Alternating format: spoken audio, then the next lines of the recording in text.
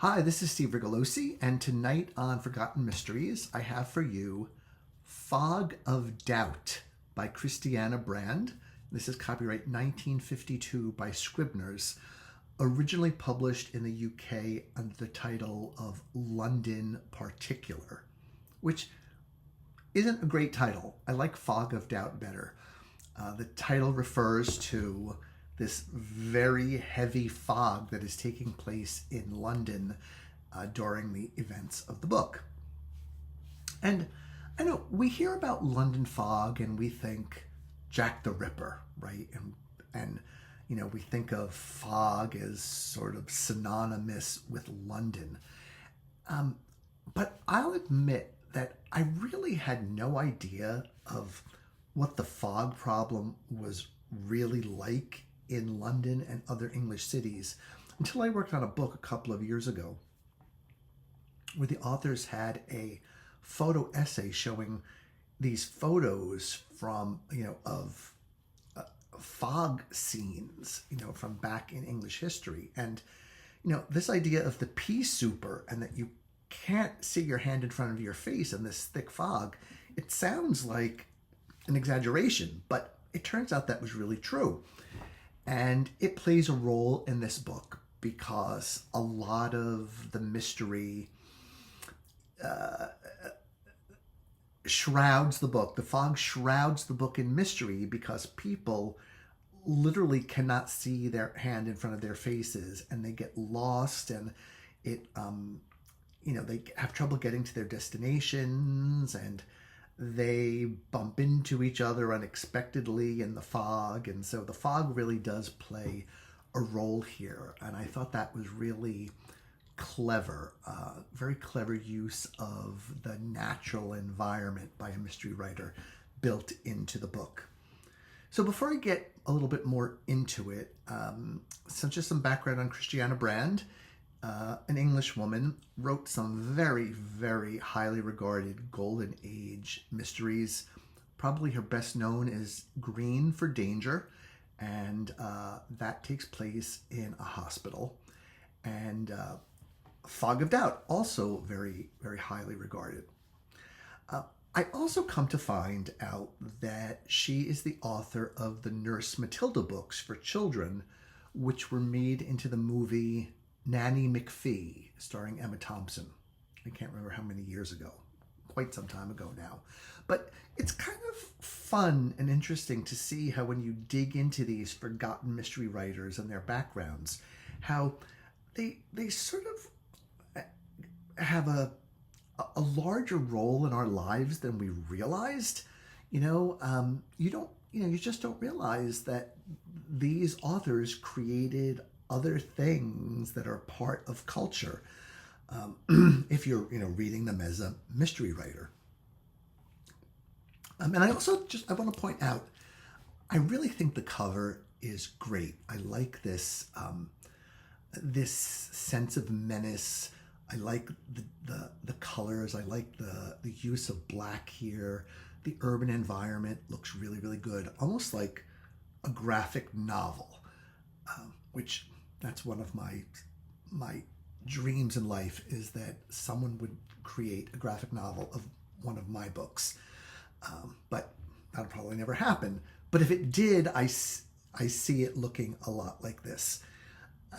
Notice, however, though, that the marketing really does feel like it sends the message, this is a woman's book, right? This is not a book that we think guys are going to want to read. It's a woman's book, and it shows sort of a damsel in distress. And that type of marketing back in the day really did not do a lot of favors to some really good writers who deserve a wider readership. I guess things have changed for the better, but I still see, there's a certain type of book cover that okay, this book is intended for women. I can't think of too many in the mystery field that come to mind right off the bat. But just interesting, and I will leave it at that. So, Here is the plot of Fog of Doubt in a nutshell.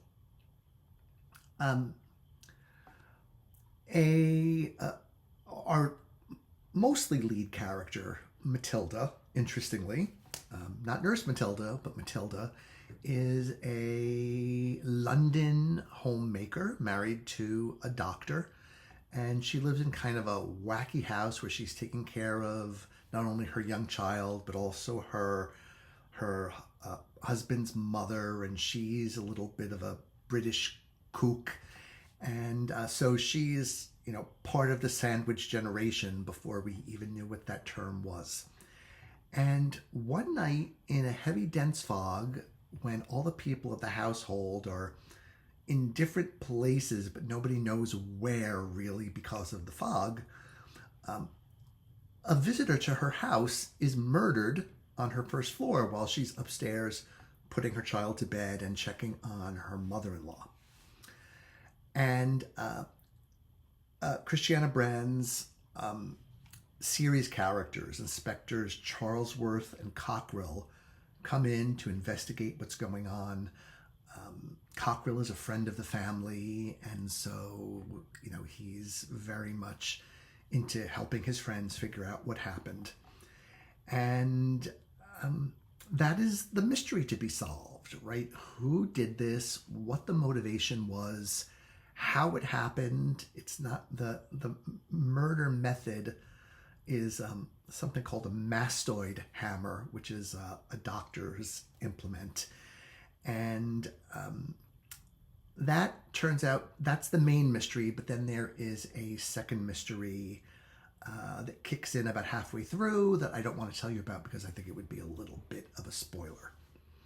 So in a way, I think you could call this book part of the domestic suspense genre, although it truly is a mystery. You don't know who the perpetrator is, and that is the purpose of the text, is to follow the investigation. And then at the end it turns into sort of a courtroom drama.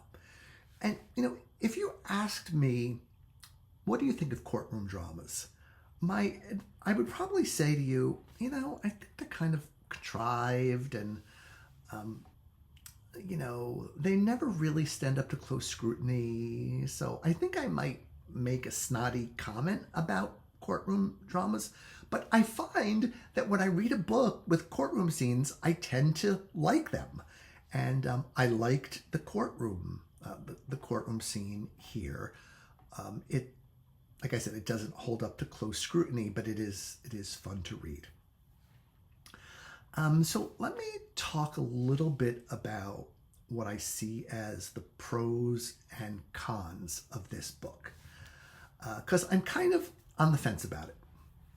So the pros, P-R-O-S, the number one pro for me was the plot. This is really a good mystery. It's a really good setup of a murder happening and having to find out who done it through, good investigation and looking at the clues and examining the motives and so many and all those other things. And so it's really puzzling as a mystery. Sometimes you read mysteries and the mystery element isn't all that strong. It's really strong here, which is why I think Brand is considered one of the really good golden age writers, although writing in the 50s, she's probably a bit on the tail end of that. So I was really puzzled, and I really wanted to know what happened, and that kept me involved throughout the book. Brand's writing is interesting. She's known for being a witty writer, and she is. But some of the Englishisms kind of grate on the nerves of an American reader, or at least this American reader, right? So English people from the UK who are watching this, please, I'm not criticizing your culture. I'm just saying that some things made me cringe, like these nicknames where Inspector Cockrill, people call him Cocky. You know, in the U.S., that doesn't have the best connotation, right? There's a character, Ted Edwards, so everyone calls him Tedward. It's just a little cutesy. There's Sir William, they call him Swill.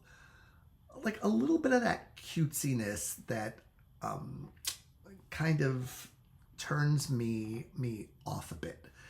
But you know, we Americans have our quirks that I'm sure if I asked UK subscribers to list all the things about Americans that they find slightly annoying, I'm sure they could come up with a long list. Because, of course, as an American, I can tell you the things about Americans that are annoying to me and probably many others. And it's really this plot that keeps you reading through the book. For me, the curious thing, and I really don't know how I feel about this, is that the author really lapses into stream of consciousness at a number of points in the book. Very odd to see that in a mystery novel where the points of view are getting all sort of tangled up, and you know, you're in somebody's brain, but not logically, but you know, all that kind of crazy, weird cross wiring is going on. And I didn't always like that, you know, and I think of myself as being pretty open-minded when it comes to the avant-garde and doing things that haven't been done or that are different or interesting. Here, I can't say I liked it so much. It pulled me out of the story, especially towards the end when I was, you know, you're about to find out what goes on, and instead of getting some nice, concise explanation, you get this kind of James Joycean, Molly Bloom type stream of consciousness. It's not that extreme, but it is there. And it took me out of the book a little bit.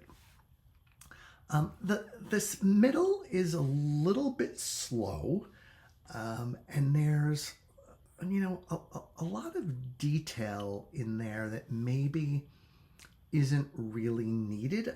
If I were the editor, I probably would have asked the author to cut maybe 30 pages. I thought it was about 30 pages too long.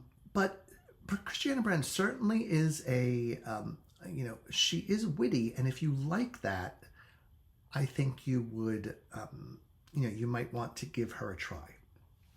That said, I think there are other female mystery writers who are wittier and better writers than Brand. Like I'm going to name a few right now. Celia Fremlin is probably the single funniest English mystery writer of all time because of her razor sharp wit, her razor sharp observation. And she's not trying to be funny. She just is. And I think it's a crime, pardon the pun, that Celia Fremlin is not read every day by every mystery writer. I've read every book she's ever written, and I've, you know, enjoyed all of them. Except Celia Fremlin wasn't great with plot. Her plots were sort of, in the early books they were a little stronger, but the later books they're just sort of there. They're not particularly mysterious, but you read it for the writing. Ursula Curtis, I've talked about her before on this channel, also a very witty and funny writer. And maybe because she's an American and she writes about American domestic households, I just find her easier to relate to. She's super, super funny when it comes to children and their quirks, and the adults just looking at their kids as if to say, where the hell did you come from, and where did you get that? And you know, the adults in the book see children as these odd creatures that just have to be sort of managed to the best of their ability. So Ursula Curtis is also really witty. And then in the field of domestic suspense, we also have Charlotte Armstrong, who is another favorite of mine. Her output was a little uneven. She has fabulous books, and she has books that really strain credibility. So at her least good, Charlotte Armstrong's books are so unbelievable, you think you're in La La Land. But when she's at her best, she's really good, and she's like superb with the American family and dysfunction therein. And I think overall, in the field of domestic suspense, I just like her more than I liked this Christianna Brand book. So I guess I had been hoping, based on her reputation, to find her completely like a new treat, like a new Godiva chocolate. And I was hoping I was going to want to run out and get more books by her. But there was just enough oddities to it that I can't say that it fully grabbed me. But I don't ever want to stop you from reading that, because I think it's really a worthy book. And as I said, the plot is terrific. And you really see her genius in plotting there. And I love a good plotter, right? I mean, people who can do a great plot, they're really kind of few and far between. I mean, we think of our beloved Dame Agatha. I mean, the plots that woman came up with were, genius, just pure genius. And Christianna Brand is really, I think, bordering on genius here with the plot that she's come up with. I want to talk about how much time do I have left. Okay, it's running late. So you know what? Feel free to stop watching now, but I just want to talk a little bit about the social milieu in this book that I found very curious, and I don't know if it probably ahead of its time. In the first chapter, you're introduced to a young woman, Rosie Evans, who, for lack of a better term, is a good time girl. She's just had a string of sexual affairs, one-night stands with a bunch of different guys, and she is pregnant. And the way you're introduced to all the main characters in this book is, in the first chapter, she's going from one character to another, trying to get information about how to get an abortion, including, a doctor and, people who might be able to hook her up with, abortion drugs, or people who might be able to put her in touch with someone who performs abortions. And I have to say, for an English book set in the early 50s, I wonder if this was considered shocking back then, right? I mean, it was before the sexual revolution. And I could just imagine readers from the 50s thinking that this woman was